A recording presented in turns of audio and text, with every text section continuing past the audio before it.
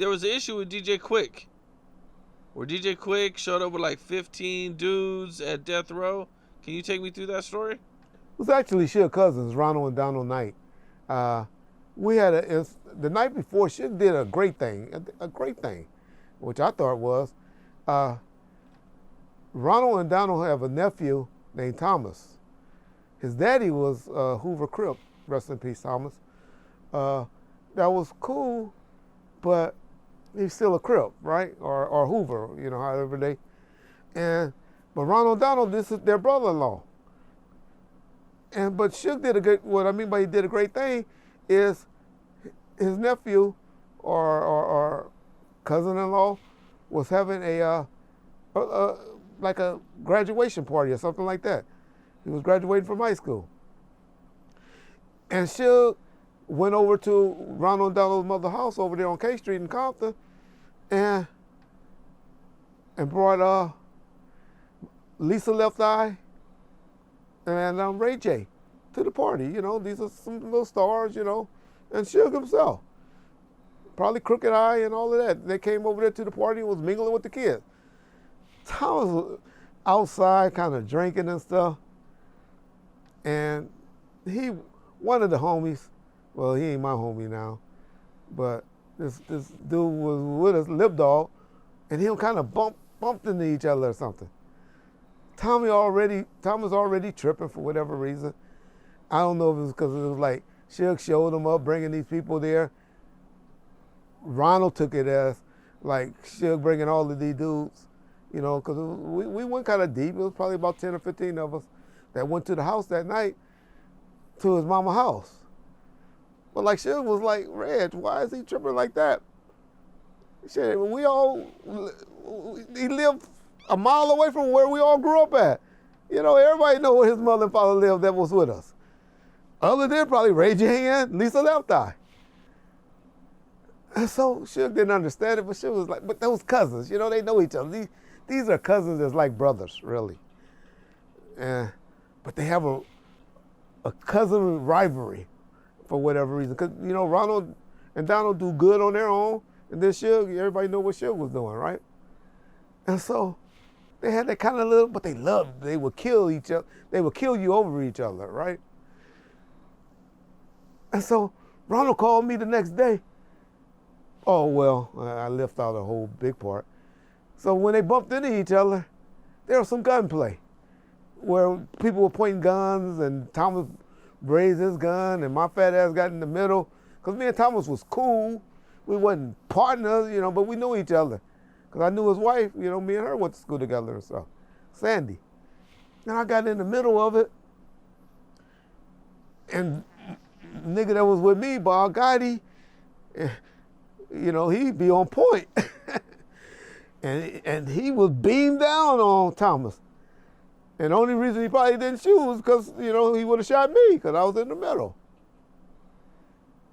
And so the next day, Ronald called like, Red, where y'all at? I need to meet with y'all. I need to talk to y'all. Y'all bringing all those niggas to my house and y'all out there pulling guns at my house and all that. Y'all showing up the Quik house in the middle of the night because like a day or two before that, we went over to the Quik house and got him up and, Suge felt he owed him some money. And went in, talked to Quik and all of that out there in Porter Ranch, at his house in Porter Ranch. And you guys went in the middle of the night to Quik's house. Yeah, I know. Okay. But it was like 2 or 3 in the morning. Yeah. It was actually, though, because Suge was going to visit his, and that's how Suge works. Suge is a graveyard person. He's a graveyard worker. Suge don't get up until 4 in the daytime when he was on the streets. But actually, he was really going because his son and his daughter's mother lived in that area, in Porter Ranch. And so he was really going over there, even QD3, a bunch of people lived in that area. It's a nice spot in Porter Ranch, gated community. And so then he remembered that Quik lived around the corner or whatever. He's like, Reg, let's go around there. And so we went over there and he went and talked to Quik, right? But he was pushing up on Quik a little bit. And so now Tony Lane, who's like Quik's protector at the time, like took offense to it. And so Ronald and Donald and Tony Lane and all of them mounted up and they called me and was like, I was like, man, we just got in. He called me that morning, like 9. We ain't at the office. We ain't going up to the office till about 5 or 6. I'll be up there. All right, Ronald. I tell Suge like, whatever, okay. These niggas shows up with a bunch of Hoovers and a few Fruit Town dudes, a treetop dudes, up to the office. About 15 deep. And so I tell my security, no, those niggas, don't let them in the gate. I was like, man, Suge, Ronald downstairs with a bunch of dudes, and Ronald tripping mad, you know, because we brought people over to Mom's house and talking about we pointing guns at the house and all of that. We go down there and they talking, but it was mainly DJ Quik ain't said a word. Tony Lane ain't said a word. It's just the cousins talking. Now. And the cousins are on opposite sides. One's with fence. You and one's with at them. That, not yet. No, because it's Suge on one side with me and his crew, and then Ronald down on the other side of the gate with Thomas the Hoover, because I wouldn't let him in. But they going back and forth and all of that. And Donald hops over the gate. You know, we tell Donald he'd come over because him and Suge wanted to talk off to the side or something like that to get all this worked out. But in the meantime, that's when Ronald, because Ronald's the hot-headed one. Donald, I always said, was the level-headed one, that I'm glad he was there being level-headed that day, because if he wasn't, who knows what would have happened.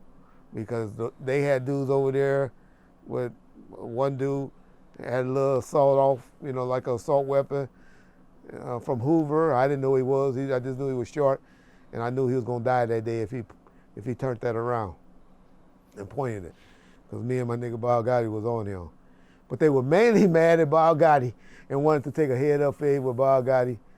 And Bob Gotti, if you know anything about him, he ain't about no fighting. It was like, what y'all want? How y'all want this to go down? And so that's all that happened. Did DJ Quik and Suge ever squash the issue? Yeah, what they don't know, probably Reggie Wright the only one to know, is DJ Quik showed up with 20 G's at the hotel, the Beverly Hills Hilton, and gave it to Suge the next day. Damn. Because Quik knew he owed, but in fairness to Quik, he had did things where he thought it was all good, you know? And I don't know why Suge always tried to do that collecting later. He went and did. And Suge, I even thought was cool. He had me reach out to Quik and do a video that he knew he always wanted to do, that I had put into Death Row Uncut, that Black Pussy song. Suge did that on his dime. Paid for that. About $180,000 for that video. Profile never did it. Suge did it. And put it just for his for the DVD uncut, because he knew that was something he always wanted to do. Quik felt, showing up and doing that for Suge, didn't ask for a penny, which he didn't. Had Heather Hunter and all them in the video. It was at Peanuts, this popular spot. He figured that, that was all his payment back. He had also did that song for Top Dog. Forget the name of the song on Two Gangsters for Radio or one of those songs. He produced a song for the rapper Top Dog, no charge. And so I get both sides. But that's all that happened. But then Quik later started dissing him at conventions and stuff like that, and it's been on ever since. Now, I seen that there was like an issue with Quik getting money from Tupac's estate. And then you guys helped him get like $750K? Yeah, it was just that he had did some work on there. Ronald, and Tony Lane, who was kind of like managing him at that time, and was like, hey, Quik felt like he owed some money. He owed some money and all of that. And all I did was just turn him on to the estate and how he can get some money. And he got paid. He got paid for that. He got about $750,000. And Ronald was cool. He was always, and that's why, to be honest, they had no problem with showing up to the video that I talked about previously and doing the songs for Top Dog, because, Quik was feeling like he was looking out. Where it went wrong, I don't know, but shout out DJ Quik.